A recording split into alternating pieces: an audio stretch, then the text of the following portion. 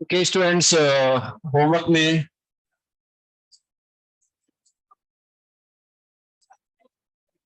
S1 का 26 number है ना, और फिर उसके अलावा जो होमवर्क में दिया था आपको, रेस दिया था, कौन सी रेस ने दिया था?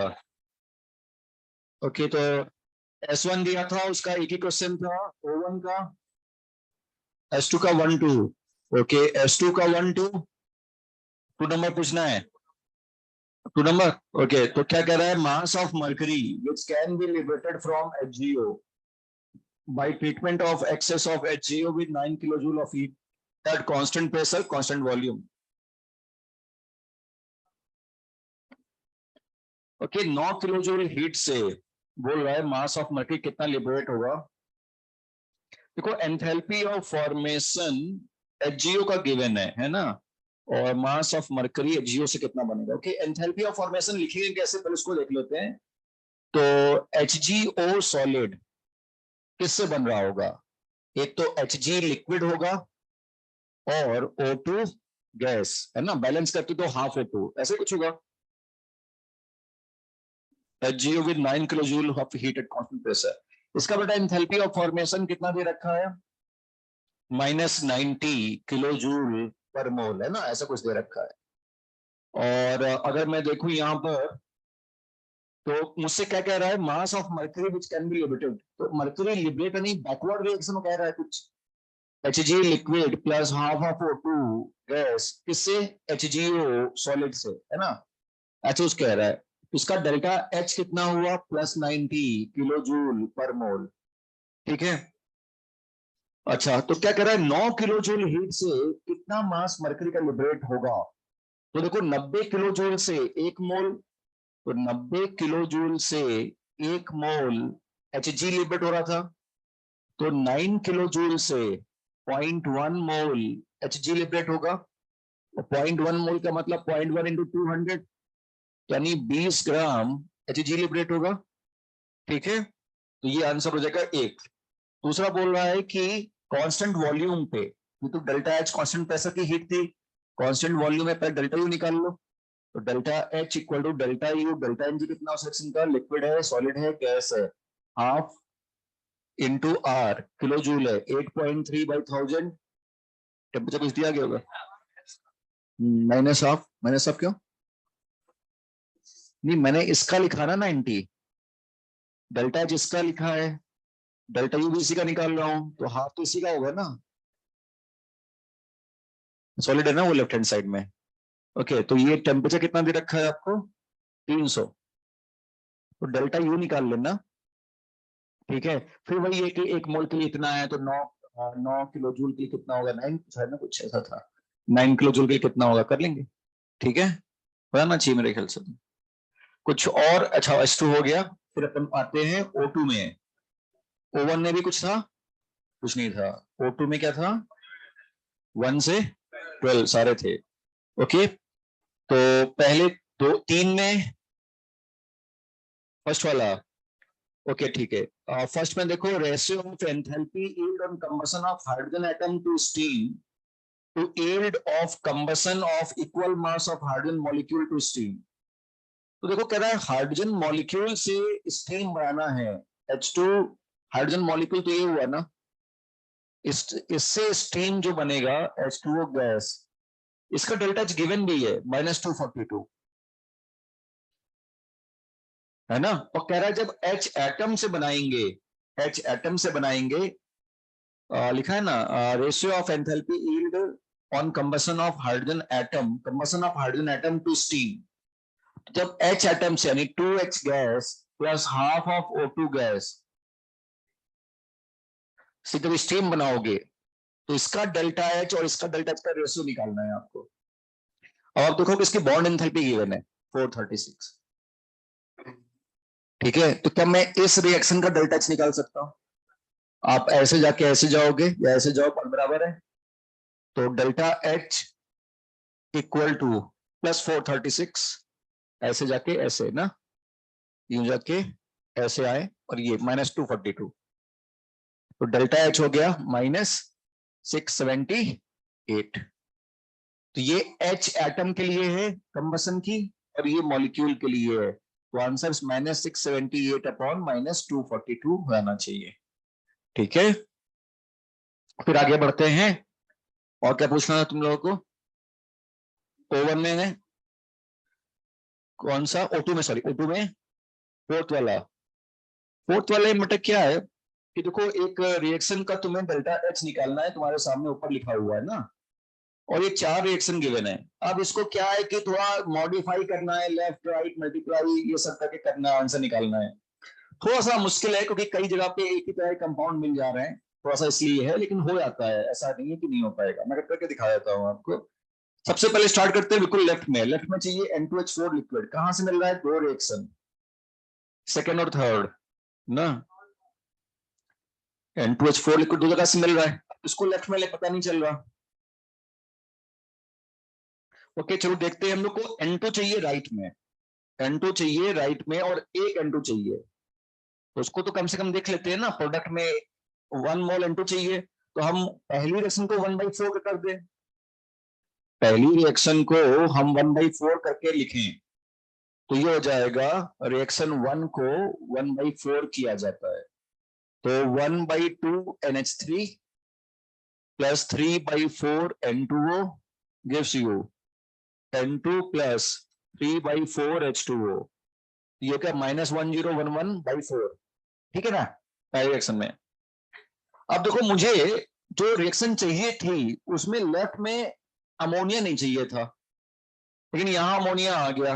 अमोनिया कैसे हटा सकता हूं? थर्ड रिएक्शन से।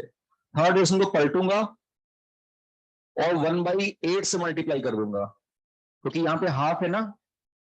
तो पहले तो मैं थर्ड रिएक्शन को माइनस करूं, पलटू, और 1/8 थर्ड को। जब मैं थर्ड में ऐसा करूंगा, तो थर्ड रिएक्शन को पलट रहा हूं और 1/8 कर रहा हूं, तो ये जगह 1/4 N2H4 plus 1/4 H2O gives you 1/2 NH2 ammonia, sorry, plus 1/8 O2। तो इसकी एनर्जी कितनी हो गई? पलटा है तो +286 इंटू 1/8। अब ये अमोनिया होने कैंसिल हो जाएगा कम से कम, ठीक। अब मुझे N2O भी नहीं चाहिए, N2O कंप्लीटेशन में नहीं चाहिए, तो सेकंड रिएक्शन को पलटूंगा और 3/4 से मल्टीप्लाई कर दूंगा। तो सेकंड रिएक्शन को पलटा और 3/4 से मल्टीप्लाई किया, ठीक है। तो पलटने पे क्या होगा? 3/4 N2H4 plus 3/4 H2O gives you 3/4 N2O plus 9/4 H2, ऐसे ही है ना शायद। और मैं सेकंड को पलट रहा हूं तो +317 और 3/4 से मल्टीप्लाई कर दे रहा हूं, ठीक है। तो भाई मेरे पास ये N2O भी गया, ठीक। अब मुझे N2H4 लेफ्ट में चाहिए था एक, तो एक N2H4 भी मिल गया, दोनों से मिला के N2 भी मिल गया। अब यहाँ पे 3/4 H2O भी कैंसिल हो जा रहा है भाई। थोड़ा बहुत मुझे और चीजें अरेंज करनी पड़ेंगी, पॉपुलेशन के हिसाब से आंसर आ जाएगा। तो इसको तो मैं इसको 3/4 हटा देता हूँ पहले, तो ये मिला के 1 हो जाएगा, 1N2H4, ये मुझे चाहिए ही था। अच्छा मुझे अब H2 नहीं चाहिए कंप्लीट रिएक्शन में, ये 9/4 H2 है ना, और कोई H2 है नहीं। तो पहले चौथे रिएक्शन को 9/4 से मल्टीप्लाई करके ऐड कर दिया ऐसा। तो बस थोड़ा सा ये सब पेशेंस चाहिए, और पेशेंस तुम लोगों में थोड़ा ज्यादा है ऐसा नहीं है, टीचर के 1.5 घंटे क्लास पेशेंस का बैठ जाते हो तो काफी है इतना पेशेंस। ठीक है चलो, ताकि ऐड कर देना, आंसर आना चाहिए मेरे हिसाब से, है ना? ठीक है, तो 6 से लेके 8 तक या 6 का सेकंड वाले का, अच्छा चलो बताता, सेकंड में आता हूँ, 6 वाले का ए और b, enthalpy of formation h का और एटमाइजेशन H2 का कैसे लिखोगे भाई? फॉर्मेशन H का मतलब क्या, H का 1 मोल फॉर्म करना है, हाफ ऑफ H2 से फॉर्म करोगे ना, और एटमाइजेशन में H2 से 2H करोगे, तो कहां सेम आया? ये तो नहीं आ रहा है same. Bond enthalpy hydrogen, bond enthalpy में बेटा वही होगा, H2 से 2H, और फॉर्मेशन H का कहा, ये भी नहीं होगा, बी भी नहीं होगा, बी भी हाफ हाफ हो जाएगा ना दोनों में। तो फिर 8 तक कुछ और, 7 का सी ऑप्शन और b option, all exothermic reaction bond enthalpy reactant greater than bond enthalpy product. देखो क्या होता है, आप जब बॉन्ड एंथैल्पी का फॉर्मूला लगाते हो तो bond enthalpy reactant minus bond enthalpy product ये लगाते हो ना आप, इक्वल डेल्टा एच आर, ये नेगेटिव होना चाहिए, प्लस देन इसको उधर ले लो, उतना डेल्टा एच आर, इसको नेगेटिव कर देना, ठीक है। फिर एक पूछा है b part, enthalpy of formation CO2 is same as enthalpy of combustion of carbon graphite।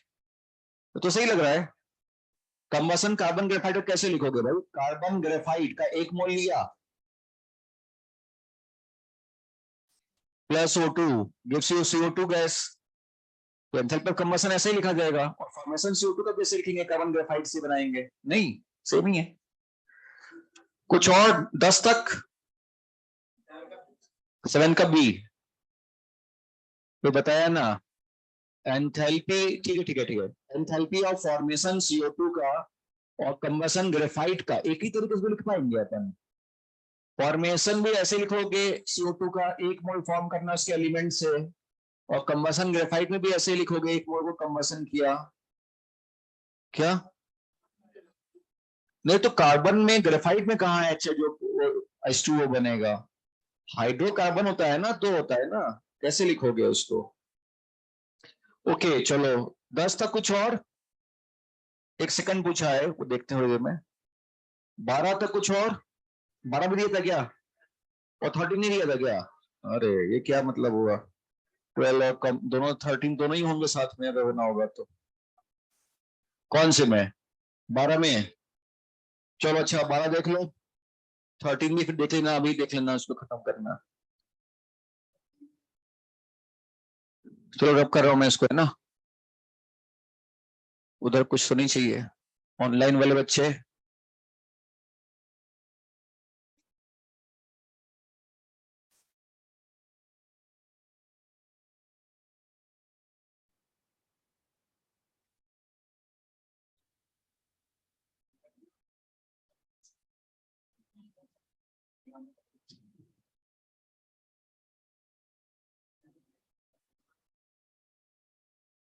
Okay तो ये 12 देख लो भाई, bond dissociation enthalpy of free first HS bond in hydrogen sulphide is 376। तो H2S है, इसमें जब पहला बॉन्ड टूटा तो ये एनर्जी है 376, enthalpy of formation of H2 is given है, एंथैल्पी ऑफ फॉर्मेशन S का भी गिवन है, तो enthalpy of formation of gaseous hydrogen atom भी गिवन है, एंथैल्पी ऑफ फॉर्मेशन H का भी गिवन है, तो आपको निकालना क्या है, enthalpy of formation of HS, तो निकल आएगा, इसका एंथैल्पी ऑफ फॉर्मेशन गिवन है, ये गिवन है ना, और इसका भी गिवन है, तो इसका एंथैल्पी ऑफ फॉर्मेशन नहीं निकाल सकते, शॉर्टकट लगा दो, product minus reactant equal to 376, तो 376 equal to enthalpy of formation HS का जो हमें निकालना है, plus enthalpy of formation of H कितना है 218, प्रोडक्ट माइनस रिएक्टेंट H2S का -20, बस आ जाएगा आंसर। ठीक है ना। और बेटा थर्ड में देख लो फिर, बॉन्ड डिसोसिएशन देख लोगे कि फिर वो पूछ लोगे, फिर बंद करना पड़ेगा पूरा। बॉन्ड डिसोसिएशन अभी कर लो, देख लो, bond dissociation enthalpy HS bond की। देखो, एचएस बॉन्ड की बॉन्ड डिसोसिएशन एंथैल्पी निकाल पाएंगे? एचएस बॉन्ड की मतलब एच एस किस में जा रहा होगा? एच और एस में। इसका डेल्टा एच बॉन्ड एंथैल्पी निकालना है, क्या निकाल सकते हैं? एंथैल्पी ऑफ फॉर्मेशन इसका गिवन है, इसका गिवन है, और एच एस का निकाल चुके हो, है ना। एंथैल्पी ऑफ फॉर्मेशन इसका निकाला यहाँ पे आपने, इसका एंथैल्पी ऑफ फॉर्मेशन गिवन है, इसका भी एंथैल्पी ऑफ फॉर्मेशन गिवन है, कर लेना प्रोडक्ट माइनस। ठीक है। कुछ और O2 में? सेकंड था ना, हाँ सेकंड बोला था। चलो सेकंड देख लो।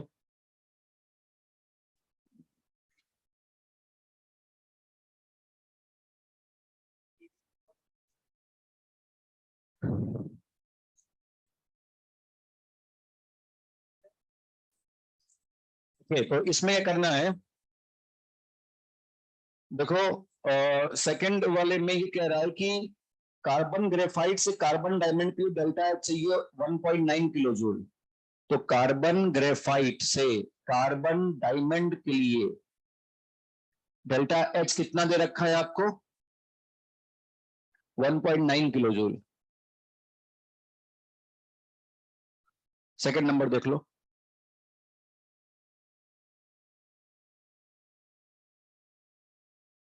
1.9 किलो जूल। ठीक है। और कह रहा है कि जब 6 ग्राम डायमंड और 6 ग्राम ग्रेफाइट को अलग अलग बर्न किया गया CO2 बनाने के लिए, तो किसमें हीट लिबरेट ज्यादा होगी, कम होगा, सब कुछ दे रखा है।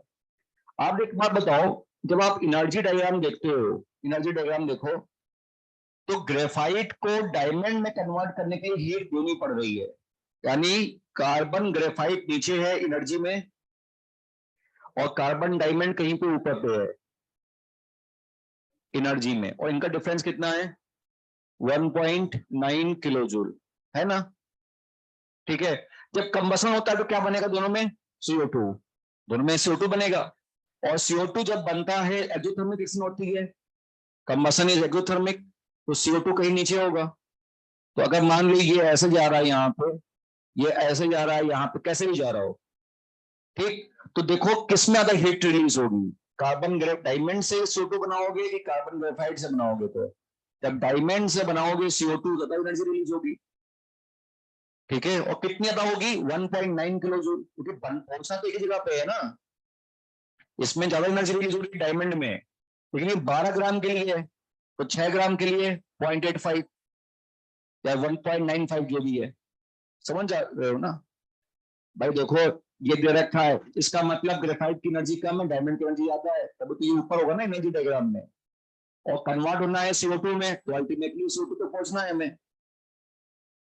तो यहाँ जो हीट रिलीज होगी वो इतनी होगी, डायमंड में यहाँ पे हीट रिलीज हो रही है 1.9 किलो जूल, हीट ज्यादा रिलीज होगी, लेकिन ये 1 मोल के लिए है, और हाफ मोल के लिए 0.95 किलो जूल। बस इस तरह से। ठीक है। कुछ और किसी को? हाँ, सेकंड में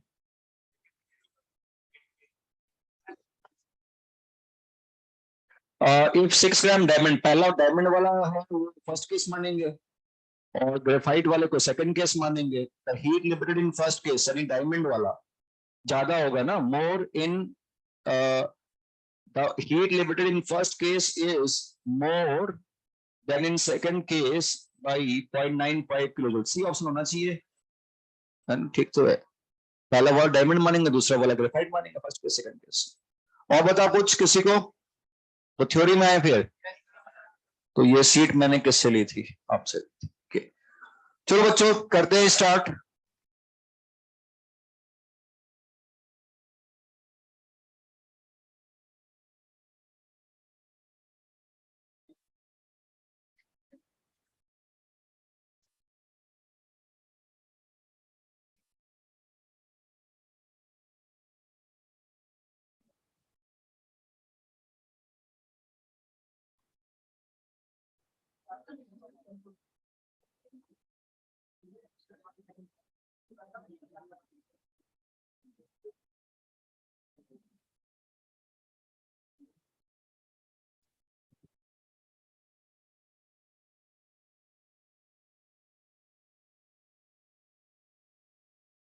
ओके चलो प्रीवियस क्लास में हम लोगों ने जो एंथैल्पी पढ़ी अभी तक उसको एक बार डिस्कस करते हैं, फिर आगे बढ़ते हैं।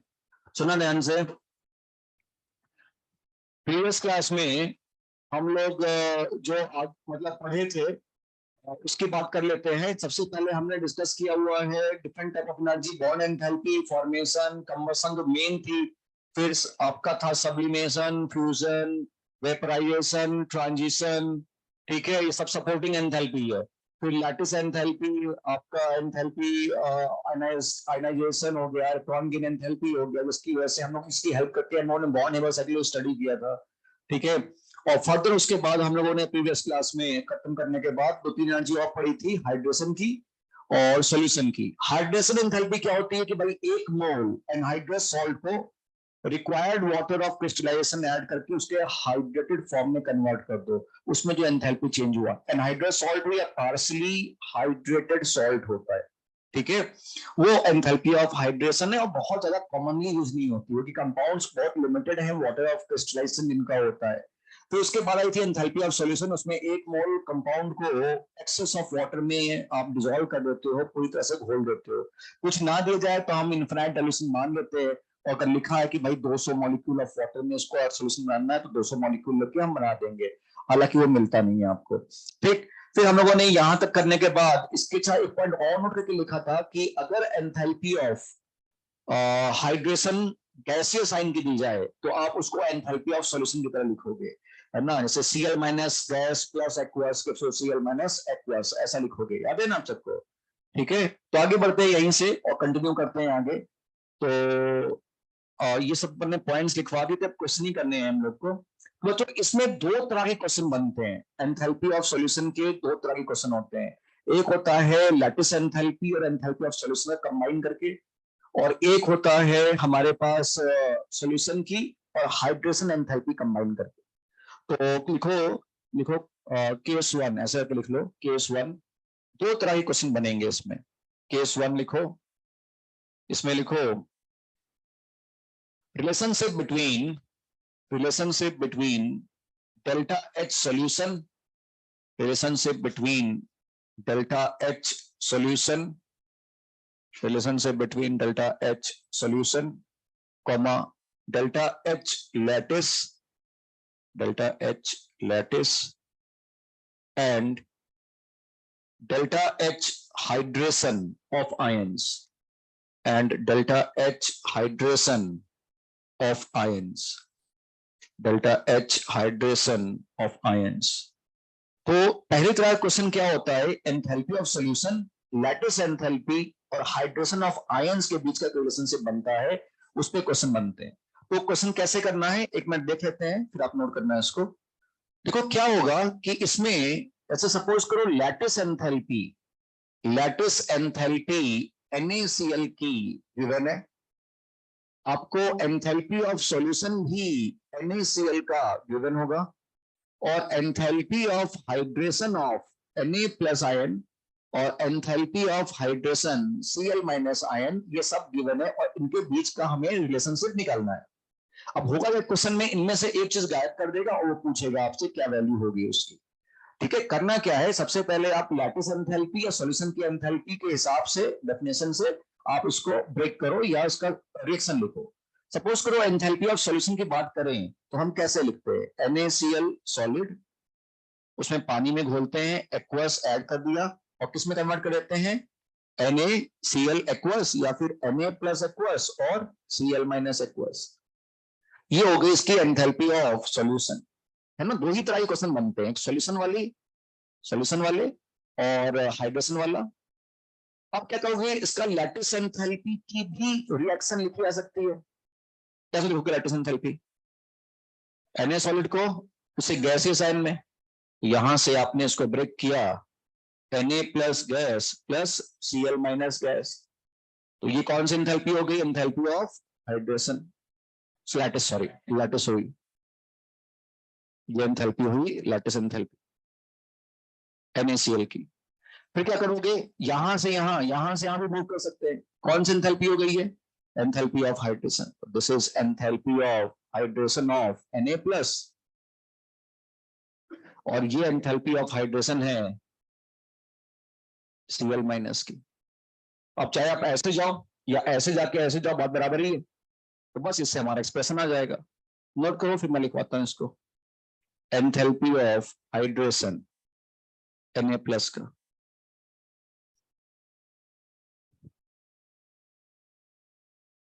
यहां पे अगर हम इसको देखें तो enthalpy of solution delta H solution equal to delta H lattice plus delta H hydration of Na plus plus delta H hydration Cl minus का।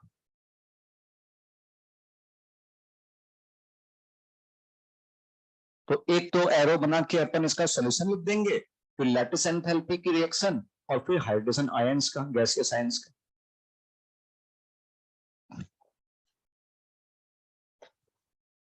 सपोज करो मैं क्वेश्चन दे देता हूं आपको, एंथैल्पी, लैटिस एंथैल्पी आपको MgCl2 की गिवन है, मान लेते हैं P।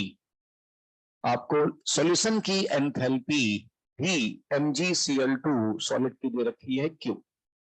आपको enthalpy of hydration magnesium ion का दे रखा है, हाइड्रेशन मैग्नीशियम आयन गैसियस दे रखा है R।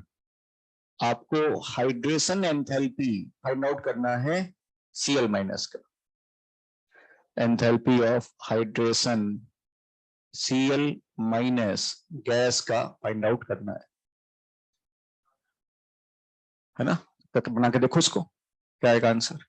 वैसे ही ये कॉन्सेप्ट एक ही होता है, हाइड्रेशन लैटिस एंथैल्पी। आपने ये पढ़ा भी होगा आपने इनऑर्गेनिक में कि अगर लैटिस एंथैल्पी ज्यादा है तो वो डिजॉल्व नहीं होगा, और इसमें हीट देनी पड़ती है, यहाँ हीट रिलीज होती है। अगर हाइड्रोजन एंथैल्पी ज्यादा है लैटिस एंथैल्पी से तो वो डिजॉल्व हो जाता है, सॉल्युबल होता है ना। ये शायद आपने पढ़ा हो इनऑर्गेनिक वगैरह में, लैटिस एंथैल्पी हाइड्रोजन एंथैल्पी।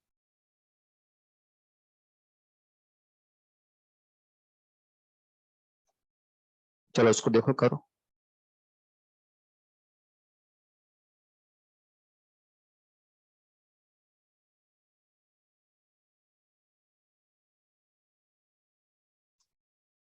तो एंथैल्पी ऑफ सॉल्यूशन में दो तरह के क्वेश्चन होते हैं, तो आपके सामने है, और एक दूसरा भी थोड़ी देर करेंगे।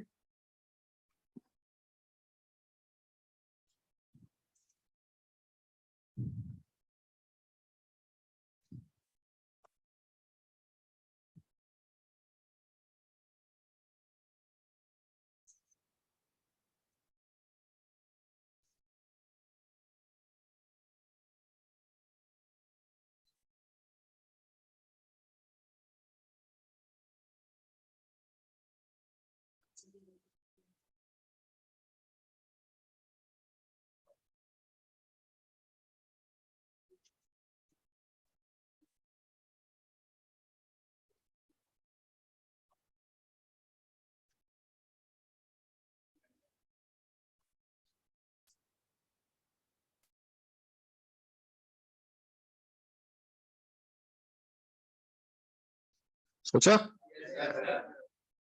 क्या आ रहा है, Q माइनस P बाई 2। ठीक है, ये आंसर है। इसमें क्या है, पहले सॉल्यूशन की लिख दो, लैटिस कोई भी लिख लेना। तो MgCl2 सॉलिड है, एक्वस में, किसमें कन्वर्ट हो जाएगा, मैग्नीशियम आयन एक्वस और 2Cl minus aqueous. Magnesium ion aqueous plus 2Cl minus aqueous.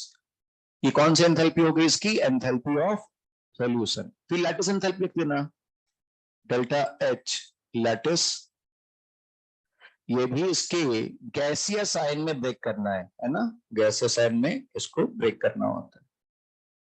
और यहां से यहां, this is enthalpy of hydration, ये एंथैल्पी कितनी है हाइड्रेशन की, R। है ना। सॉल्यूशन की एंथैल्पी मैं लिख देता हूं, यहाँ पे है Q और लेटेस्ट एंथैल्पी थी P। ठीक है, और मुझे इसका निकालना है, this is enthalpy of hydration, इसका Cl माइनस का। लेकिन एक मोल का होता है, कितने मोल है? दो। अब ऐसे जाएंगे और ऐसे जाएंगे या इसके बराबर, बात बराबर ही है। तो Q equal to P plus R plus 2 into delta H hydration of Cl minus. तो Q minus P minus R by 2। ठीक है, ये हमारा आंसर हो जाएगा। ठीक, ये केस 1 हुआ, ये पहली तरह का क्वेश्चन है सॉल्यूशन को लेके। दूसरा एक और क्वेश्चन बनता है, वो भी हाइड्रेशन और सॉल्यूशन का मिला के बनता है। बस दो ही तरह के क्वेश्चन बनते हैं सॉल्यूशन में। ठीक है, तो कौन सा क्वेश्चन है दूसरी तरह का, वो भी देख लेते हैं। रब कर दूं मैं इसको।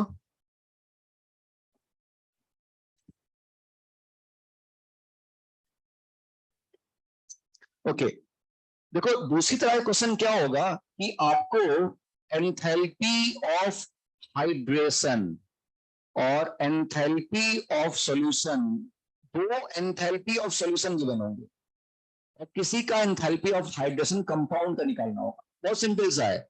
सपोज करो MgSO4 सॉलिड का एंथैल्पी ऑफ सॉल्यूशन गिवन है और MgSO4 डॉट 7H2O सॉलिड का, इसका भी एंथैल्पी ऑफ सॉल्यूशन गिवन है। और enthalpy of hydration MgSO4 solid का फाइंड आउट करना है। मान लेते हैं कि ये हमारे पास कुछ दो दो नॉन, कोई दो नॉन होंगे, एक अननोन होगा इसमें से। ठीक है, तो मान लेते हैं ये P है, ये Q है और इसको मुझे फाइंड आउट करना है। ठीक है, बहुत सिंपल सा है। इसमें भी एंथैल्पी ऑफ सॉल्यूशन दोनों का लिखना। इसका सॉल्यूशन कैसे लिखोगे? MgSO4 solid plus aqueous gives you MgSO4 aqueous. इसको कैसे लिखोगे? MgSO4 dot 7H2O solid plus aqueous gives you MgSO4 aqueous. बनेगा तो MgSO4 एक्वस ही। तो होगा क्या, दोनों का आप रिएक्शन लिखना। कि तो मतलब बॉन्ड एंथैल्पी और एंथैल्पी में काफी कुछ पूछ सकता है, मतलब डिफिकल्ट है। ये तो बहुत सिंपल होता है, कुछ करना ही नहीं है। MgSO4 सॉलिड से MgSO4 एक्वस बना दिया पानी में मिला के। ठीक है, लिख देता हूं मैं, एक्वस लिख देता हूं यहाँ पे, MgSO4 सॉलिड प्लस एक्वस। ठीक है, कितनी एनर्जी है कि आप इसको हमने MgSO4 माना था Q। ठीक, निकालना क्या है आपको भाई? अच्छा, MgSO4 का हाइड्रेशन, हाइड्रेशन का मतलब क्या होता है, किसमें कन्वर्ट करोगे इसको? MgSO4 डॉट 7H2O सॉलिड, ये वैल्यू कितनी दे रखी है P। अगर ना याद हो किसमें कन्वर्ट करना है तो डेटा से देख लो, दूसरा कुछ ना कुछ डेटा ऐसा होगा, है ना। अगर तुमने मान लो 5H2O बनाया तो बैठेगा ही नहीं, बनेगा नहीं आंसर ना, कंफ्यूजन भी है तो। फिर यहां से यहां पहुंचना है आपको, इसका enthalpy of solution you have to find out. बस एक बार MgSO4 से सॉल्यूशन, एक बार उसका जो क्रिस्टलाइन फॉर्म है ना, मतलब जो वाटर क्रिस्टलाइजेशन वाला है, उससे बना दिया सॉल्यूशन। अब ऐसे ऐसे जाएंगे, बात बराबर है वैसे ही। ठीक है, नोट करो, मैं लिख देता हूँ इसको। और कुछ नहीं है, बस यही सब है। इसमें कुछ ज्यादा कोई ऐसा नहीं है कि बहुत आसान हो और बहुत ज्यादा कुछ क्वेश्चन टाइम टाइम पूछे, वैसा कुछ खास नहीं। तो यहाँ पे क्या हो जाएगा, P plus delta H solution of MgSO4 dot 7H2O equal to Q। या अगर हम थोड़ा सोचें कि delta H solution of MgSO4, ये Q था ना, ठीक है, minus delta H solution of MgSO4 dot 7H2O equal to delta H hydration of MgSO4। ठीक है, आप बुक में देखोगे तो ऐसा कुछ फॉर्मूला लिखा मिलता है कि एनहाइड्रस का सॉल्यूशन माइनस उसके पार्सली हाइड्रेटेड का या हाइड्रेटेड का सॉल्यूशन बराबर डेल्टा H हाइड्रेशन होगा। आप याद मत रखना, उसी तरह से बना लेना, हो जाएगा। तो कुछ भी ऐसा उसमें डिफिकल्ट है नहीं।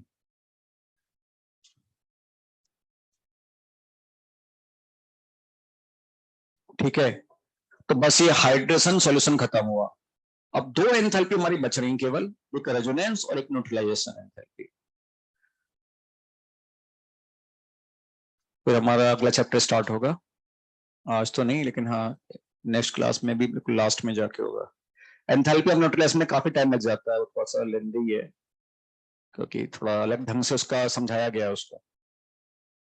करें इसमें आगे।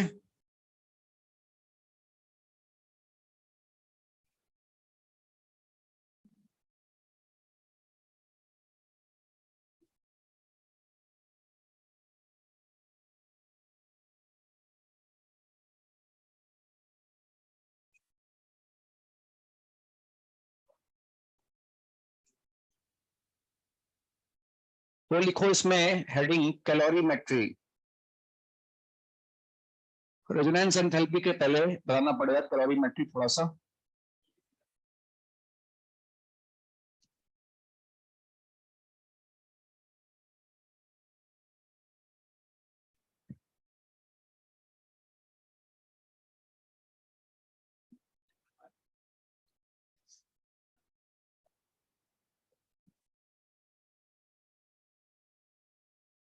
लिखा सबने यहां तक का? बढ़े आगे।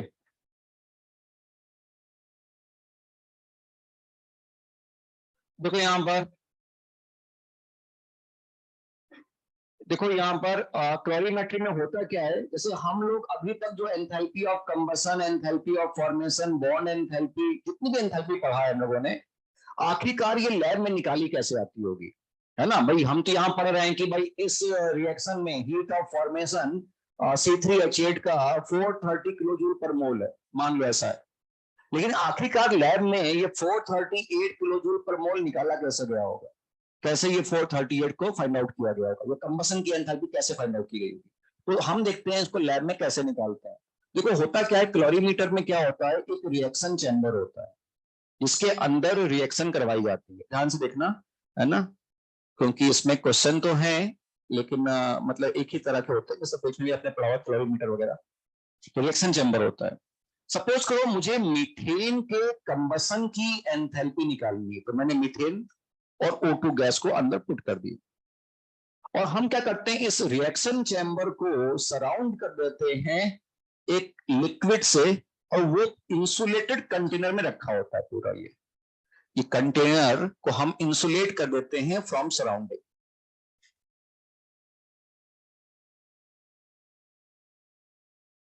इंसुलेटेड फ्रॉम सराउंडिंग, ये होता है इंसुलेटेड, इंसुलेटेड चैम्बर, ठीक है। अच्छा यहां पर हम एक लिक्विड फिल करते हैं जिसकी हीट कैपेसिटी में पता है पहले से, ये लिक्विड है जिसकी हीट कैपेसिटी हमें नोन होगी, ठीक है। ये कोई लिक्विड है, नॉर्मली लिक्विड वाटर ले लेते हैं लेकिन कुछ भी हो सकता है, लिक्विड है, इसकी हीट कैपेसिटी नोन है, ठीक। और बेटा हम लोग क्या करते हैं, इसमें थर्मामीटर भी लगा देते हैं, थर्मामीटर। क्या हुआ, कुछ बात कर रहे हो क्या आपस में? आप लोग भी बहुत ज्यादा डिस्टर्ब होने लगे हो, है ना, नॉर्मल बैचेस की तरह, है ना। मुझे पता भी कौन कौन ज्यादा डिस्टर्ब हो रहा है अपने से, फालतू का बोलूंगा आपको खराब लग जाएगा। बोला भी था आप लोगों को, पिछली पिछली क्लास में बोला था, अपनी क्लास में बोला था, किसने बोला था कि रिलैक्स मोड चल रहा है इस वक्त, वैसे ही हो जाता है, बिल्कुल सब कुछ ठंडा ठंडा चलता रहता है, फिर एकदम से परेशान हो गए 1 महीने 2 महीने बाद। तो देखो यहाँ पर ये थर्मामीटर है, ठीक है, और यहाँ पे रिएक्शन चैम्बर है, ठीक, और यहाँ पे कंबसन हमें करवाना है और हमें इसकी हीट निकालनी है, ठीक है। करना क्या होता है कि हमें यहाँ पर जो हमने रिएक्शन करवानी है उसको हमने यहाँ पुट कर दिया, एक लिक्विड रख दिया, उसका हीट कैपेसिटी में पता है। अब मैं इसका इनिशियल टेम्परेचर मेजर कर लूंगा और रिएक्शन होने दूंगा, रिएक्शन होने के बाद मान लो एक्सोथर्मिक रिएक्शन है तो हीट रिलीज होगी, हीट रिलीज होने की वजह से ये पूरा लिक्विड गर्म हो जाएगा, इंसुलेटेड है तो बाहर तो हीट रिलीज नहीं हो रही, बाहर तो आ नहीं रही है, तो जो भी हीट यहाँ से रिलीज हुई वो इस लिक्विड का टेम्परेचर बढ़ा देगी। तो इसका इनिशियल और फाइनल टेम्परेचर हम पता कर लेते, ठीक है, बहुत सिंपल सा है। इसका initial and final temperature, initial temperature and temperature after reaction is calculated. बड़े आसानी से हम लैब में ये दोनों चीजें निकाल लेते हैं. रिएक्शन करवा दी, हीट निकली, टेम्परेचर बढ़ा, दोनों टेम्परेचर पता है, इनिशियल और फाइनल. अब मुझे सी पता है, इसकी हीट कैपेसिटी पता है इस लिक्विड की. तो हम क्या करते हैं कि सबसे पहले हीट कैपेसिटी की मदद से, अगर ये हीट कैपेसिटी है तो सी डेल्टा टी से हीट निकाल लेते हैं कितनी रिलीज हुई. अगर ये स्पेसिफिक हीट कैपेसिटी है, एस गिवन है, तो हम एम एस डेल्टा टी से निकाल लेते हैं. और अगर ये मोलर हीट कैपेसिटी हुई तो n C n delta T से इसकी हीट निकाल लेंगे, आसानी से निकाल लेते हैं. ठीक है. अच्छा, इस पे ध्यान देना, मैंने पहले ही बता चुका हूं कि इनकी हीट कैपेसिटी की यूनिट को देख के पता लगाना कौन सी हीट कैपेसिटी दी गई है. एक्चुअल में क्या होता है, लिखा होता है स्पेसिफिक हीट कैपेसिटी, लेकिन वो होती है मोलर हीट कैपेसिटी. उसकी यूनिट को देख के पता लगाना. लैंग्वेज बहुत अच्छी नहीं देता इसमें. तो इसकी यूनिट क्या हो गई, जूल पर केल्विन या जूल पर ग्राम केल्विन, या आप सेंटीग्रेड भी ले सकते हो, डेल्टा टी है ना, तो सेंटीग्रेड में भी हो सकता है. और ये जूल पर मोल केल्विन. ठीक है, ये हीट कैपेसिटी हो गई इसकी, एम एस डेल्टा टी. इससे हमने हीट निकाल लिया. फिर हम क्या करते हैं, हम ये देखते हैं कि ये कांस्टेंट वॉल्यूम कंटेनर है क्या. अगर कांस्टेंट वॉल्यूम कंटेनर हुआ तो रिएक्शन चैम्बर कांस्टेंट वॉल्यूम वाला हुआ, तो जो हीट आई वो किसके बराबर हो जाएगी, डेल्टा यू के. अगर ये कांस्टेंट प्रेशर वाला कंटेनर हुआ तो जो हीट इन्वॉल्व है किसके बराबर हो जाएगी, डेल्टा एच के. ठीक है. एक काम और करेंगे, देखो होगा क्या, अगर ये एक्सोथर्मिक है, ये एक्सोथर्मिक रिएक्शन है मान लो, ठीक, तो यहां पे हीट रिलीज होगी, टेम्परेचर क्या होगा, बढ़ेगा. बढ़ेगा, जब तुम यहां पे लोगे T2 माइनस T1 तो ये पॉजिटिव आ जाएगा, है ना. और रिएक्शन है एक्सोथर्मिक, एक्सोथर्मिक में ये पॉजिटिव आ रहा है, समझ रहे हो. तो हमें एक्सोथर्मिक में क्यों रखना पड़ता है, नेगेटिव. तो आपको साइन भी ठीक करना पड़ेगा. भाई सी डेल्टा टी, इन सबसे हम क्या निकाल लेंगे, हीट. कांस्टेंट वॉल्यूम की है तो डेल्टा यू, कांस्टेंट प्रेशर की तो डेल्टा एच. तीसरा पॉइंट, साइन हमें चेक करना पड़ेगा. फॉर एक्सोथर्मिक रिएक्शन ऐसे देते हैं, इफ टेम्परेचर इज इंक्रीजिंग, अगर तुम्हें टेम्परेचर इंक्रीजिंग दिखाई पड़े उसका मतलब हो गया वो रिएक्शन हो गई एक्सोथर्मिक. तो तुम्हें साइन इसको खुद अपने आप ठीक करना पड़ेगा. तो तुम्हें उस वक्त क्यू को क्या लेना पड़ेगा, नेगेटिव. और अगर तुम्हें रिएक्शन के दौरान ऐसा लग रहा है कि टेम्परेचर डिक्रीजिंग है, तो वो हो गया एंडोथर्मिक रिएक्शन. और एंडोथर्मिक में क्यू का साइन क्या लोगे, पॉजिटिव, तो पॉजिटिव लेना उसको. ठीक है. तो ये सब कर लेना भाई, कांस्टेंट वॉल्यूम है, कांस्टेंट प्रेशर है. अच्छा, फिर अगर एक बार डेल्टा एच मालूम पड़ गया, डेल्टा यू मालूम पड़ गया, या डेल्टा एच पता, डेल्टा यू भी निकाल सकते हैं. कैसे निकाल लेंगे, delta H equal to delta U plus delta n g R T. इसकी मदद से हम डेल्टा एच की वन, डेल्टा एच की वन डेल्टा यू निकालिए. ठीक. इसमें टी होगा, ये ध्यान रखना कि इनिशियल टेम्परेचर होगा. ये जो टी है ना, ये आप इनिशियल टेम्परेचर लेना है उसको. एक्चुअल में क्या होता है, रिएक्शन के दौरान टेम्परेचर तो बढ़ेगा, टेम्परेचर अगर हीट रिलीज हुई तो टेम्परेचर बढ़ जाएगा, और अगर ये एंडोथर्मिक रिएक्शन हुई तो टेम्परेचर घटेगा वहां का. ठीक. लेकिन आप इसको इनिशियल टेम्परेचर लेना जहां पर रिएक्शन स्टार्ट हुई थी, है ना, ये मान के चलते कि उसी टेम्परेचर पे हमने इसको मेजर किया हुआ.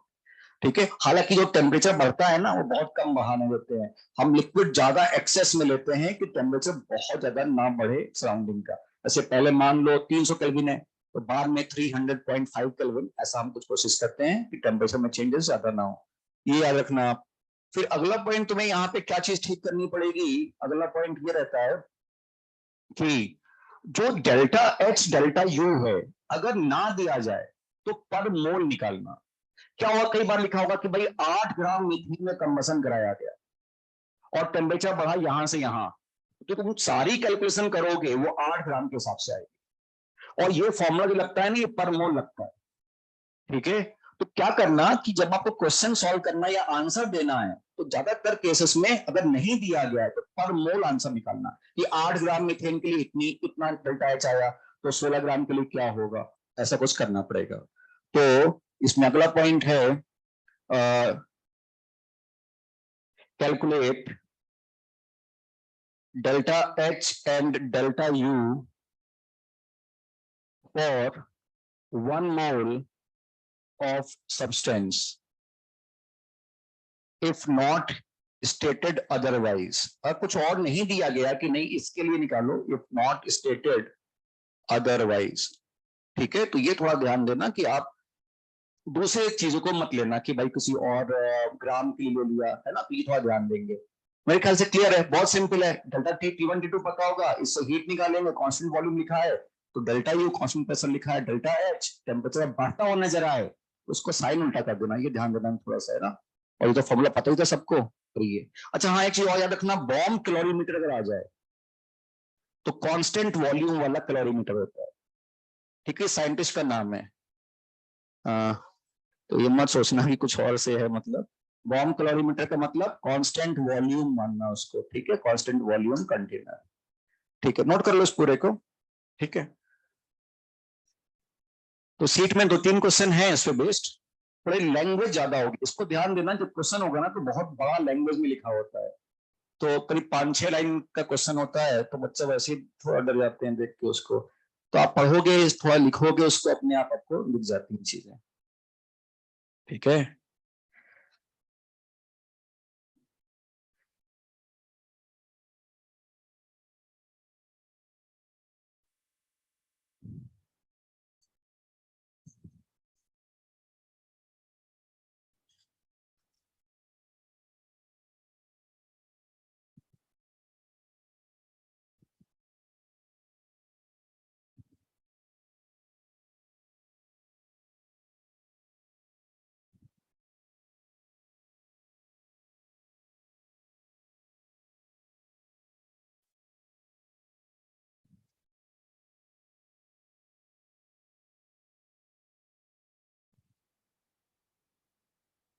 ठीक है, सारे पॉइंट मैंने बता दिए, ये पॉइंट से सारे क्वेश्चन करते वक्त।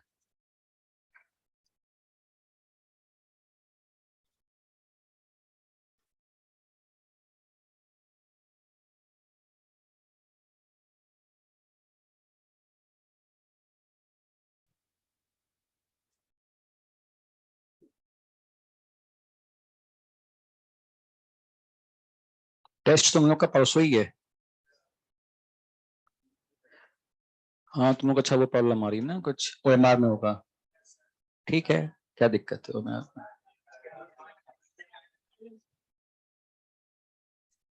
चलना, जो लिखा किया है ठीक ही किया होगा, सोच के किया होगा, बाकी ठीक है ना। अच्छी बात है, आप लोगों को अलग से करवा रहे हैं तो OMR में बैठा के वहां पे क्या है, आप लोग चीटिंग वीटिंग कर लोगे, ऐसे कुछ होगा शायद, है ना। और ऑनलाइन में वो बच्चे ज्यादा है इसलिए। अच्छा, तो आप लोग भी तो कितने ही होंगे, सब मिला जुला के तो सारे स्टार में वाला तो भी कितना होगा, 400-500 बच्चा होगा, और क्या होगा। तुम लोग को छोड़ के ऑनलाइन होगा, केवल तुम ही लोग का बैच को नहीं किया है ऐसा, और फेस तुम्हारे फेस को ही नहीं किया ऐसा।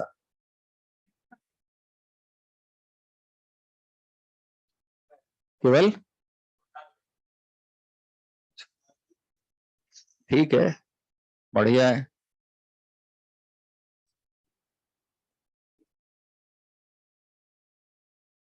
क्या डरना उसमें, वो तो एक ही जैसा पेपर होगा, एक ही जैसा करना होगा, क्या मुझे लगता है। बस उसमें खाली क्लिक करते हुए बस हो गया है ना, और उसमें पूरा बबल भरना पड़ता होगा। हम्म। अच्छा, फिर पीछे आ जाते हो। हाँ, ठीक है, अब छोड़ो। अब इतना लेट है, अभी वो फ्राइडे को कुछ होगा अभी नहीं, सैटरडे में इतना कुछ चेंज हो जाएगा। एक दिन में क्या चेंज हो जाता, नहीं हो पाएगा, पहले तो कुछ हो भी सकता था। हाँ, लेकिन अब वो परसों पेपर है, वो सब अरेंजमेंट हो चुका होगा सारा, जहाँ बैठना है, क्या करना है, कैसे करना है। तो कोई ज्यादा फालतू का उम्मीद रखो कि सर तुम पढ़ाई पे ध्यान दो, है ना, ज्यादा टेंशन लोगे कि हो रहा है कि नहीं हो रहा है ना। तो अब तो बस तैयारी रखो पेपर की, क्या फर्क पड़ता है।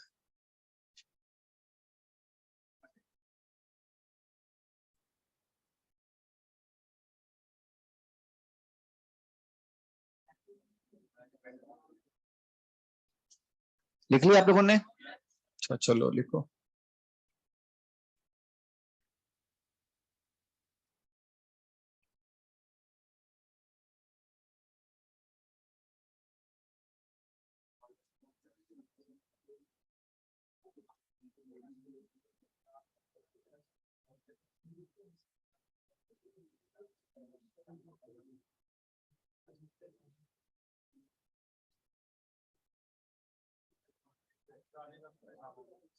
कांस्टेंट नहीं, उसका कुछ नाम नहीं है, ये रिसर्च में है। कांस्टेंट वॉल्यूम के कंटेनर को बॉम्ब कैलोरीमीटर बोलते हैं, कांस्टेंट प्रेशर में कुछ ऐसा नाम नहीं है, कोई भी नहीं।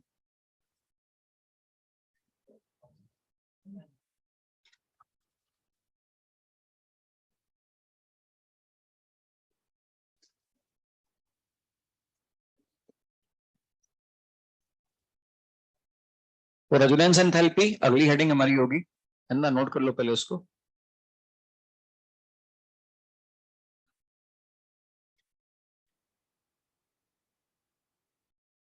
लेफ्ट हैंड साइड तो अभी कर रहा हूं, है ना।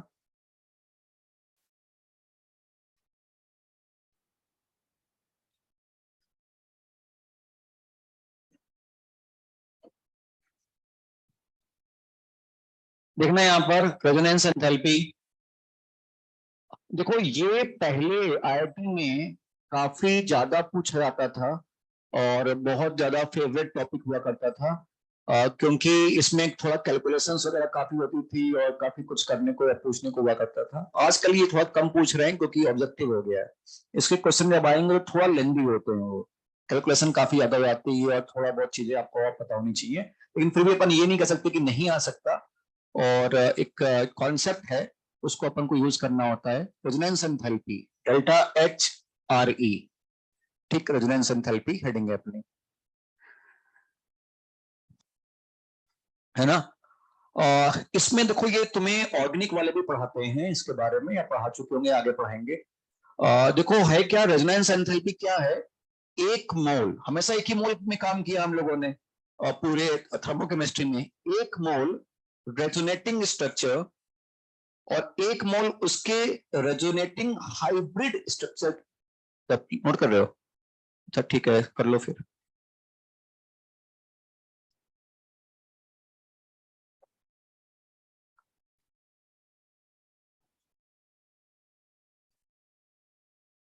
ऑनलाइन में स्टूडेंट ज्यादा बढ़ गए हैं, ऑफलाइन वाले हुए हैं। अच्छा बारिश है, सीबीटी आ रहा है इसलिए। हो गया, ओके। तो क्या होता है, एक मोल रेजोनेटिंग स्ट्रक्चर और उसके हाइब्रिड स्ट्रक्चर के बीच का एनर्जी डिफरेंस। ठीक है, resonance enthalpy can be positive और नेगेटिव डिपेंडिंग ऑन कि आप किस डायरेक्शन से किसकी तरफ जा रहे हो।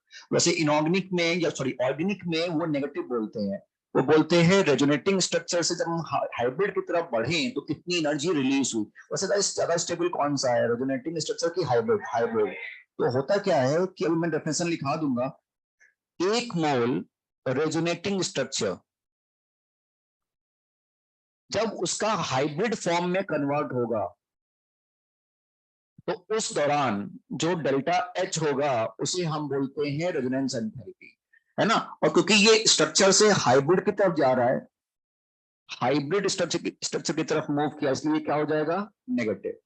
लेकिन अगर तुमने इसको उल्टा लिखा, किसी क्वेश्चन में मान लो तुमने हाइब्रिड से एरो रेजोनेटिंग स्ट्रक्चर की तरफ बनाया, तो उसे हम बोलते हैं रेजोनेंस एंथैल्पी, और वो क्या होगा, पॉजिटिव, है ना, depending on lattice enthalpy, arrow का डायरेक्शन किधर की तरफ है। ठीक है, तो ये हो गया तुम्हारा इस बार hybrid structure, and this one is resonating structure. बस इनका एनर्जी डिफरेंस होता है रेजोनेंस एंथैल्पी। तो उसमें लिखो, it is enthalpy change, statement लिख लो। It is enthalpy change when, it is enthalpy change when one mole of resonating structure, when one mole of resonating structure, when one mole of resonating structure is converted into, when one mole of resonating structure is converted into 1 mole of resonating structure is converted into its hybrid form or vice versa, into its hybrid form और vice versa. ठीक है, ये पहले reaction लिख लो, फिर मैं आपको समझाता हूं और आगे।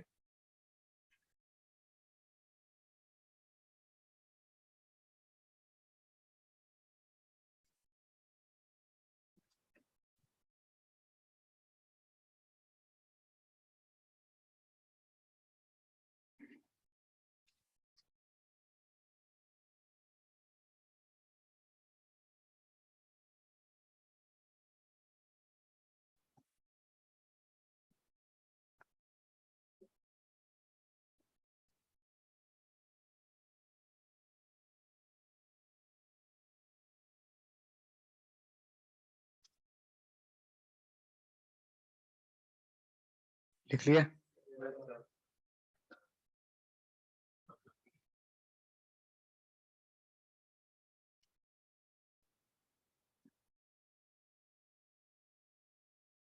रब करो इसको। ओके, अब देखो क्या होता है कि हम किसी भी रिएक्शन का डेल्टा एच दो तरीके से निकालते हैं।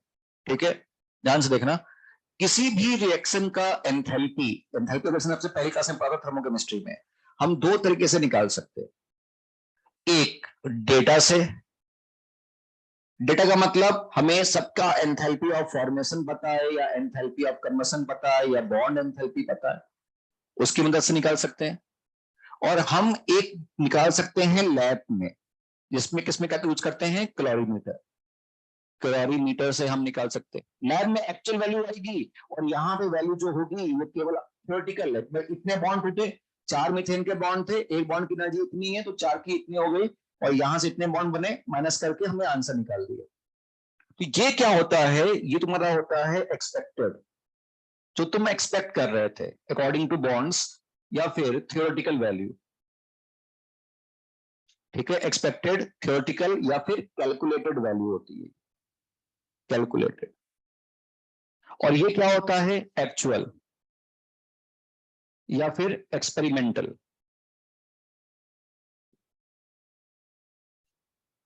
या फिर ऑब्जर्व वैल्यू।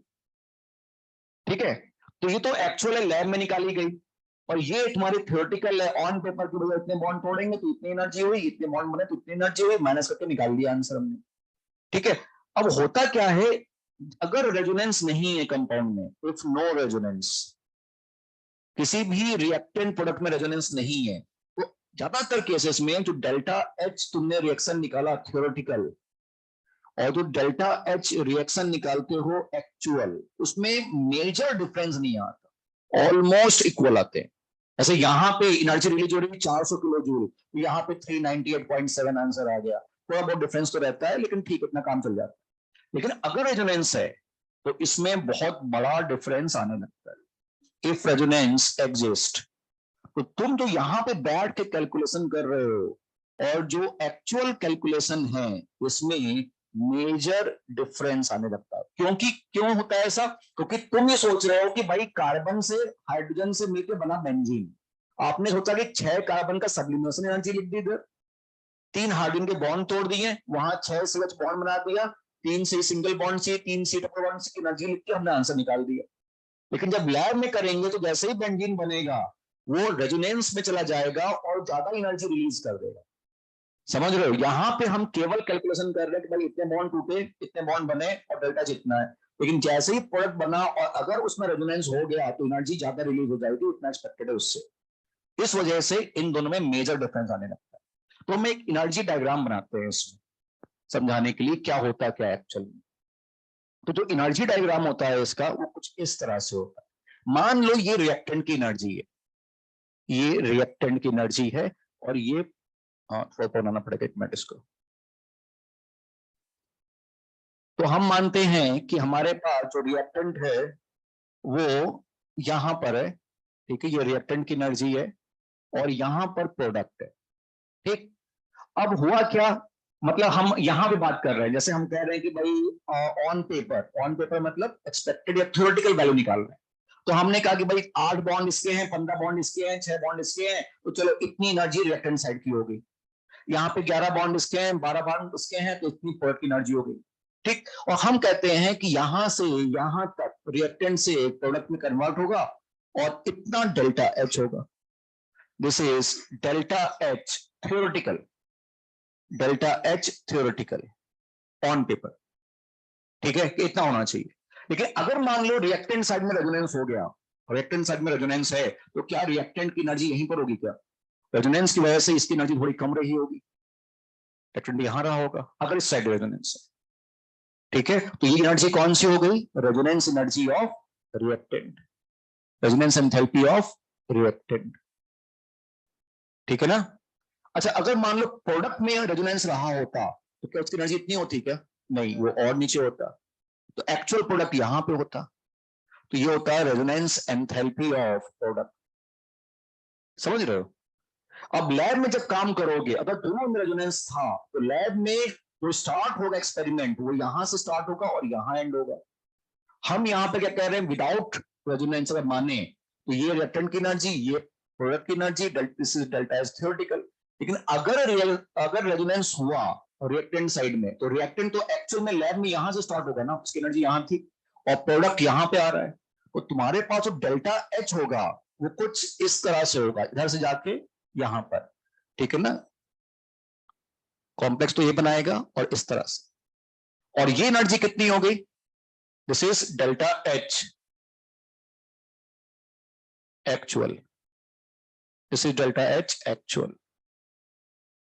समझ रहे हो? यहां से स्टार्ट हुआ एक्सपेरिमेंट और यहां एंड हो रहा है लैब में। और यहां पे ऑन पेपर क्लासरूम में कहां से स्टार्ट हुआ?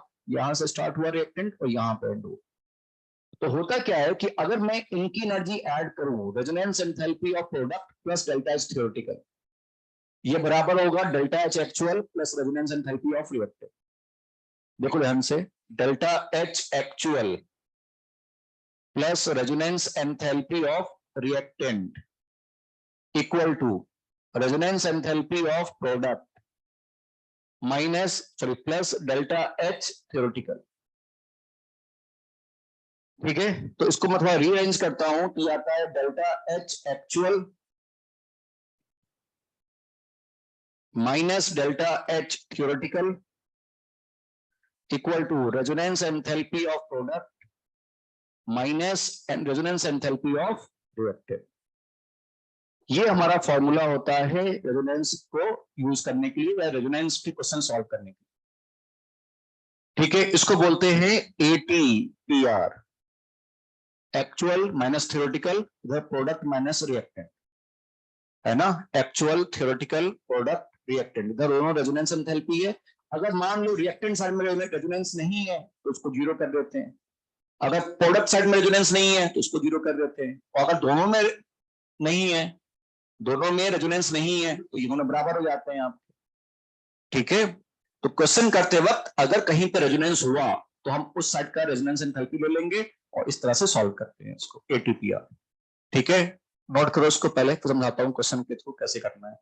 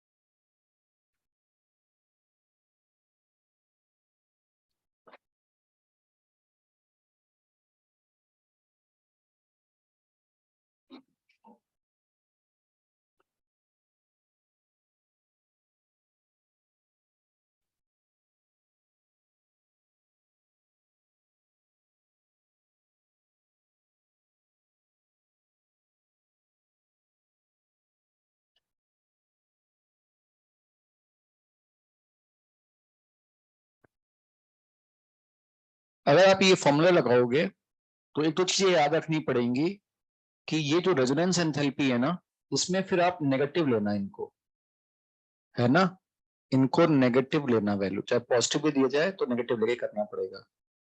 और इसमें जो एक्चुअल है ये तुम्हें गिवन होता है, लैब की वैल्यू है तो एक डेल्टा एच गिवन होगा, और उसी रिएक्शन का डेल्टा एच ये तुम्हें कैलकुलेट करना पड़ेगा, कैलकुलेट करना पड़ता है बॉन्ड एंथैल्पी डेटा से, बॉन्ड एंथैल्पी डेटा से कैलकुलेट करना पड़ेगा। एक डेल्टा एच गिवन है और उसी रिएक्शन का डेल्टा एच तुम्हें निकालना पड़ेगा, एक ही रिएक्शन के दो बार डेल्टा एच निकालने होते हैं, और फिर उनका डिफरेंस लेके कर देते हैं हम लोग कि एक तो लैब में क्या अपन ने कैलकुलेट किया करके आए हैं, और उसी रिएक्शन का डेल्टा एच हम यहाँ पे क्या कैलकुलेट कर पा रहे हैं यूजिंग डेटा। ठीक है, अभी मैं करवाता हूँ, समय आ जाएगा आपको। लेकिन देखो ये ओके, तो कुछ पूछना है क्या किसी को ऑनलाइन? पता नहीं स्टार्ट हो रहा है फिर ऑफ हो जा रहा है, क्लास वाला बच्चा भी हो सकता है ना, तो ओके चलो ठीक है। तो इसमें क्या कह रहा था मैं, हाँ तो ये देखो पहले हम लोग उसको भी यूज करते थे, इससे भी आंसर आएगा, लेकिन अब थोड़ा, हाँ और देखो हम लोगों ने क्या किया है ना, यहाँ पर जो हम लोग लेके आ रहे हैं प्रोडक्ट को नीचे साइड में लेके आ रहे हैं, ठीक है, तो हम ये मान रहे हैं कि यहाँ पे जो ये एक्चुअल ये तुम्हारा हाइब्रिड है और ये तुम्हारा प्रोडक्ट जो है वो है रेजोनेटिंग स्ट्रक्चर, ठीक है, तो हम यहां से यहाँ पे लेके आ रहे हैं, हम लोग ने कैलकुलेट किया तो ये रेजोनेंस एंथैल्पी तुम्हारी जो वैल्यू है ये नेगेटिव, हम लोग इस साइड से इस साइड एरो बना के काम कर रहे हैं, इसलिए ये आपको कंफ्यूजन लगे तो जो मैं मुझे भी लगता है थोड़ा कंफ्यूजन समझाने में, तो मैं दूसरे ढंग से करता हूँ, वही साइकिल बना के एक बार हम बना लेंगे, एक रिएक्शन को लिख देंगे रिएक्टेंट से प्रोडक्ट, और एक दूसरी साइकिल बनाएंगे रेजोनेंस एंथैल्पी को लेके, तो उससे थोड़ा सा क्लियरिटी रहती है, तो मैं करके दिखा देता हूँ, इससे भी आंसर आएगा अगर अपन इसको भी यूज करेंगे तो अपन करते हैं इसमें। ओके, तो क्वेश्चन लिखते हैं, क्वेश्चन के थ्रू समझते हैं अपन। पहला क्वेश्चन लिखो, calculate resonance enthalpy of benzene, calculate resonance enthalpy of benzene, calculate resonance enthalpy of benzene, given enthalpy of formation C6H6 gas, मैं लिख रहा हूं यहां पे आप देख लेना, 360 kilojoule minus 360 kilojoule per mole, delta H sublimation carbon solid का दे रखा है 716, फिर bond enthalpy H single bond H की 436 kilojoule per mole, bond enthalpy C double bond C की, C सिंगल बॉन्ड C की, और C सिंगल बॉन्ड H की, ये सब गिवन है आपको, 620 340 620 340 एंड 490 किलोजूल पर मोल। ठीक है, मैं करके दिखा देता हूं आपको, है ना, पहला क्वेश्चन है,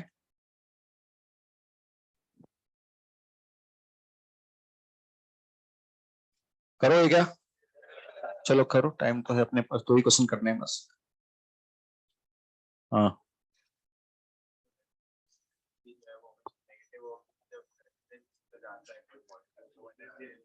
नहीं वो ठीक है, लेकिन अपन किस तरफ से ले जा रहे हैं एरो का डायरेक्शन, उसको भी है ना, देखो रेजोनेंस एंथैल्पी तो नेगेटिव होती है, क्योंकि हम अगर ये बोलें कि रेजोनेटिंग स्ट्रक्चर से हाइब्रिड की तरफ मूवमेंट हुआ, उसको रेजोनेंस एनर्जी बोल रहे हैं, अब तो नेगेटिव बोल देंगे, लेकिन इसका उल्टा भी डिफाइंड होता है कि आप हाइब्रिड से अगर दूसरी तरफ जा रहे हो तो इतनी रेजोनेंस एंथैल्पी देके मतलब रेजोनेंस एंथैल्पी तुम्हारी रहेगी। वैसे तो नॉर्मली नेगेटिव ही बोलते हैं, नॉर्मली नेगेटिव ही बोलते हैं, पॉजिटिव भी मिलते हैं आंसर्स, इसलिए मैं बता दे रहा हूँ पॉजिटिव का मतलब कि फिर हम मान लेते हैं कि हम हाइब्रिड से रेजोनेटिंग स्ट्रक्चर की तरफ एरो डायरेक्शन दिखाया गया होगा, ये मान के कर लेते हैं। वैसे तो हम नेगेटिव ही बोलते हैं, ऑर्गेनिक वाला नेगेटिव ही बोलेंगे हमेशा कि नेगेटिव लेना है अपन को रेजोनेंस एंथैल्पी, वो तो यही बोलेंगे।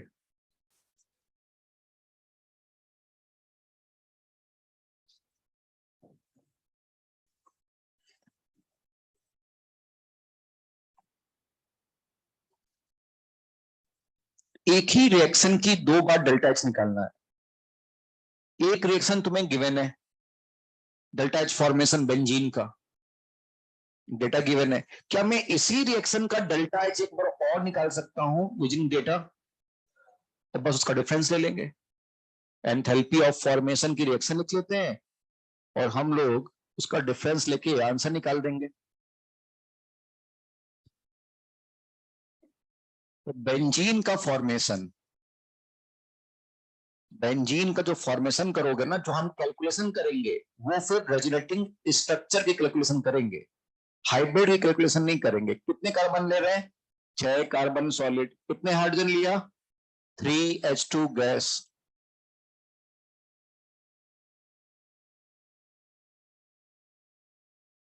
इसी रिएक्शन का डेल्टा एच गिवन है और इसी रिएक्शन का क्या मैं डेल्टा एच फाइंड आउट कर सकता हूं?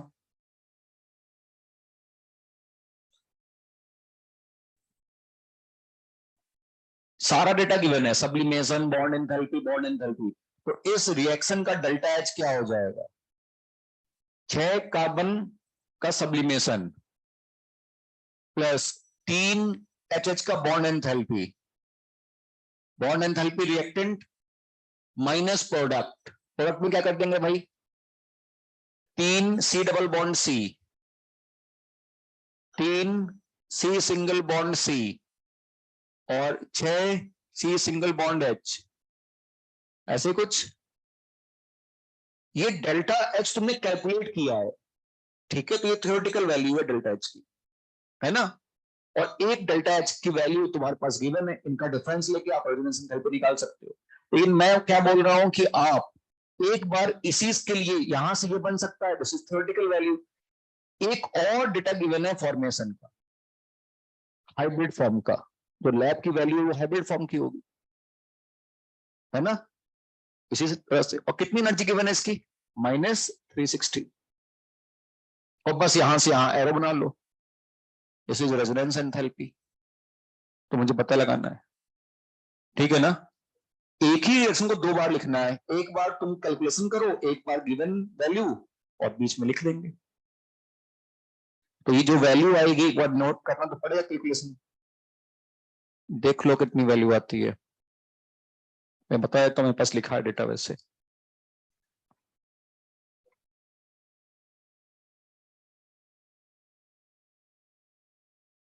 मेरे पास, बोलू, -216 लिखा है, ये होगा, है ना? तो -216 किलो जूल पर मोल, और ये भी किलो जूल पर मोल, ठीक है? और बस ये एरो का साइन लगा देना तुम, देख लेना, अगर तुमने एरो का साइन स्ट्रक्चर से हाइब्रिड की तरफ बनाया तो वो नेगेटिव आनी चाहिए, और हाइब्रिड से उधर तरफ बनाया तो पॉजिटिव आनी चाहिए। तो अपन क्या करेंगे, ऐसे जाके ऐसे आ जाए, तो -216 plus resonance enthalpy equal to -360। तो रेजोनेंस एंथैल्पी तुम्हारा हो गया -360 प्लस माइनस, नहीं माइनस के प्लस होगा ये, +216, कितना हो रहा है? -144, 144 किलो जूल पर मोल, ठीक है? तो क्वेश्चन मिलेंगे, एक क्वेश्चन मैं और दे रहा हूं, करने के लिए ट्राई कर लो। ये भी आईआईटी में आया हुआ है, दूसरा वाला भी आईआईटी में आया हुआ है, तुम पहले ही क्वेश्चन से, रिसेंटली नहीं आते आजकल ये, है ना? आपके जे मेंस एडवांस में शायद कोई क्वेश्चन नहीं रेजोनेंस एंथैल्पी का, सब S1 और S1 में है बस, और कहीं नहीं, और एक आध वन में था जो अपन ने कल किस दे दिया था आपको, ठीक है? एक ही रिएक्शन का, एक ही रिएक्शन को दो बार लिखने की कोशिश करना, एक उसका डेल्टा एच गिवन हो, एक तुम निकाल पाओ डेटा के अकॉर्डिंगली, बस फिर उसका एक पाथ बना देना और हो जाएगा क्वेश्चन। एक क्वेश्चन और ट्राई कर लो,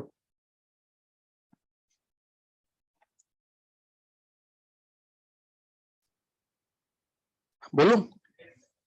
enthalpy of hydrogenation, enthalpy of hydrogenation of cyclohexane sorry, cyclohexene, enthalpy of hydrogenation, hydrogenation मतलब समझते हो, हाइड्रोजन ऐड हुआ, ठीक है, तो enthalpy of hydrogenation of cyclohexene, enthalpy of hydrogenation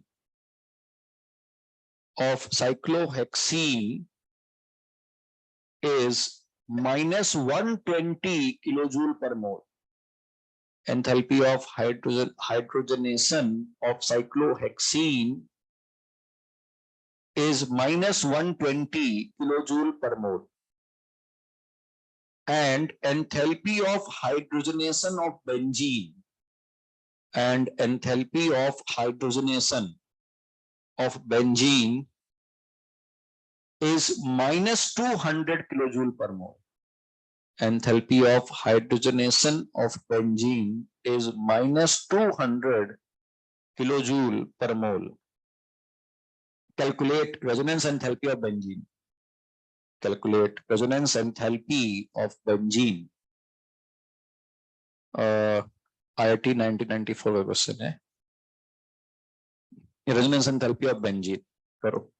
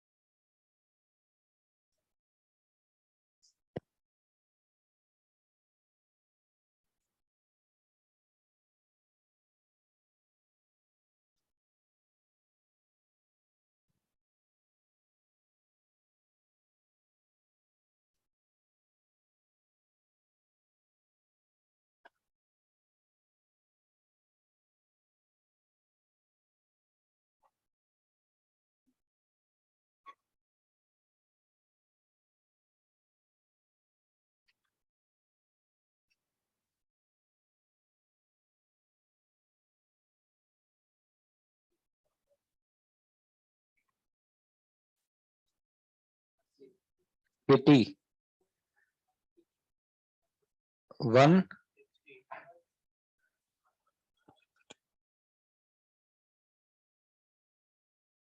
minus में, अच्छा वो तो डायरेक्शन पे डिपेंड कर जाएगा, नहीं ठीक है, 160 आंसर, आंसर 160 आएगा।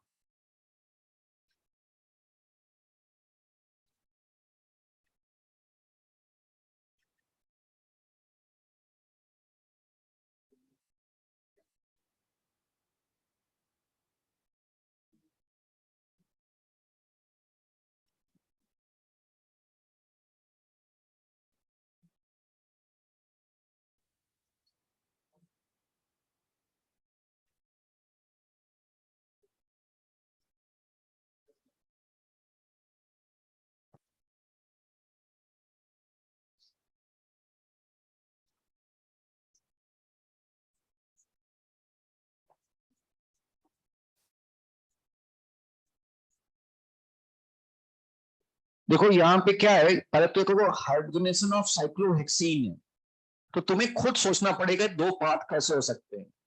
एक साइक्लोहेक्सीन में जब हाइड्रोजन ऐड करोगे तो बनेगा साइक्लोहेक्सीन, ठीक है, इसकी एंथैल्पी गिवन थी -120 से, तो -120 किलो जूल पर मोल, ठीक है, गिवन है आपको, ठीक है। और बेंजीन के हाइड्रोजनेशन की भी एंथैल्पी गिवन है, तो जब बेंजीन का हाइड्रोजनेशन करोगे +3H2, ठीक, और क्या होगा, साइक्लोहेक्सेन बनेगा, ठीक है।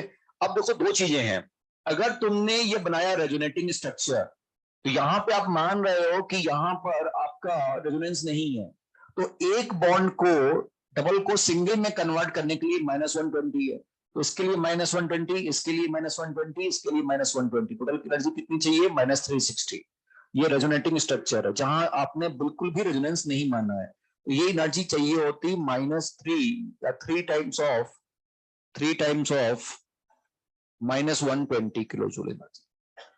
और एक बार तुम इसी रिएक्शन को दोबारा लिखो जो लैब की वैल्यू है, तब लैब में दिया गया, जब उसका हाइड्रोजनेशन गिवन है तो उसने तो लैब में यही माना होगा कि भाई रेजोनेंस हो रहा होगा, और आपने हाइड्रोजन ऐड करके इसका ये साइक्लोहेक्सेन का फॉर्मेशन किया होगा।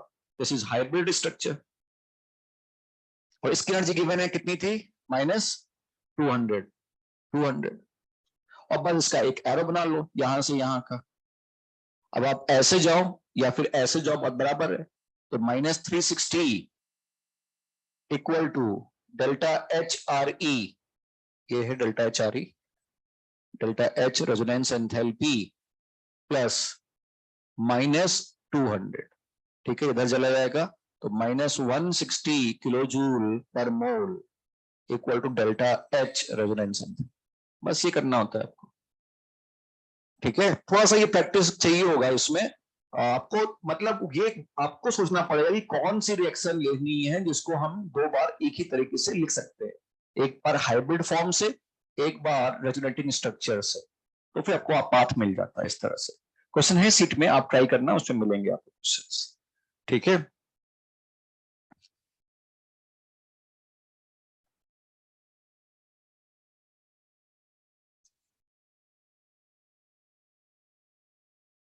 एक बच रहा है हीट ऑफ न्यूट्रलाइजेशन, उसमें टाइम लगेगा, तो अपन इसको एक आध छोटी छोटी चीजें हैं तो लाइनिंग के उसको कंप्लीट कर लेते हैं। ठीक है,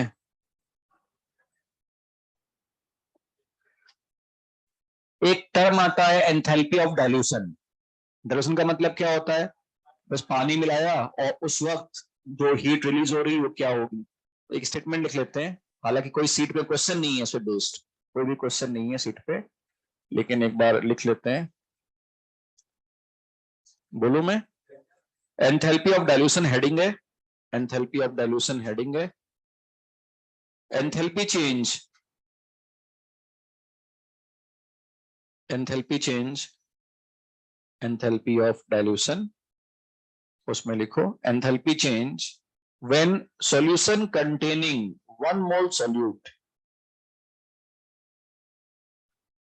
enthalpy change when solution containing 1 mole of solute, when solution containing 1 mole of solute is diluted, when solution containing 1 mole of solute is diluted from higher to lower concentration,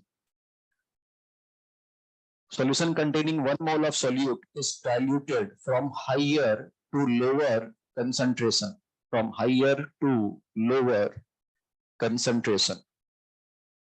जैसे कि एक क्वेश्चन दे देता हूं मैं, डेल्टा एच सॉल्यूशन आपको दे रखा है ए 300 molecule of water का। ठीक है, ये गिवन है -20 किलो कैलोरी पर मोल, और delta H solution A 500 molecule of water में जब घुला है, ये 300 मॉलिक्यूल ऑफ वाटर में घुला है, ये 500 में, तो ये है -7 kilo calorie per mole. Calculate delta H dilution, delta H dilution for reaction a 300 H2O plus 200 H2O liquid gives you A 500 H2O। समझ जाओगे क्या करना है।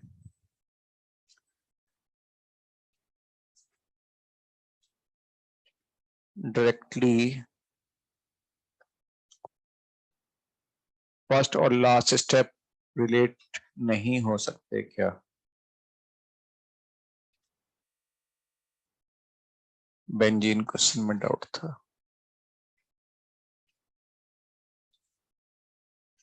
फर्स्ट और लास्ट स्टेप कौन से थे? क्या है इसका आंसर, सोचो। वो शायद वो बेंजीन वाला पिछला क्वेश्चन था ना, उसके बारे में कुछ पूछ रहा था। कितना रहा है? क्या होगा देखो, 300, इसको कैसे लिखोगे, सॉल्यूशन कैसे लिखोगे ए 300 का, तो ए 300 H2O plus aqueous gives U A aqueous. नहीं, सॉल्यूशन तो ऐसे लिखा जाता है ना, जो भी कंपाउंड इसको घोल दिया पूरी तरह से, ये कितना हो गया -20, और ए at 500.H2O प्लस एक्वस, इसमें भी यही बनेगा -7। आपको निकालना क्या है, A300 से A500, यानी ये निकालना है ना delta H dilution, delta H dilution. ठीक है, तो अब आप ऐसे जाओ या ऐसे जाओ, बात बराबर है। तो -20 equal to delta H dilution plus -7, शायद मेरे ख्याल से -13 नहीं आएगा, -13 किलो कैलोरी पर मोल। ठीक है, बस यही तक कर रहे हैं। होमवर्क में शीट दिखा देना ऐसा। तो रेजोनेंस एंथैल्पी क्वेश्चन आप कर सकते हो, थोड़े बहुत कैलोरीमेट्री हो सकता है आज के होमवर्क में, ये तो चीजें करवाई थी। अच्छा वो डाइल्यूशन वाले वो भी हो गया, आज तो काफी हो गया फिर क्वेश्चन वाले। तो आप लोग पेपर दे देना, फिर 15 अगस्त की छुट्टी है ना, तो उसमें थोड़ा कर लेना। हाँ अगले ठंडो टेस्ट है ना, थर्मोकेमिस्ट्री भी आएगा उसमें, तो अच्छा है आप कर लोगे तो, है ना। S1 में 15-16, देखो ये क्वेश्चन कैलोरीमेट्री वाले थोड़ा टाइम लेंगे, है ना, ये थोड़े टफ हो, मतलब टफ क्या होते हैं बच्चे समझ नहीं पाते हैं, तो थोड़े प्रॉब्लम कर सकते हैं, है ना। तो मैं थोड़ा कम कर देता हूँ इसको, तो पता नहीं हो कि रेजोनेंस में क्या पता फंसते चले जाओ, तो ये प्रॉब्लम हो सकती है आज की क्लास में। 23, 24, 25 ये रेजोनेंस वाले हैं S1 के, और 26 कर ही चुके हो, 27 इसके अलावा एक और 27। ठीक है, और इधर पे करते हैं अपन लोग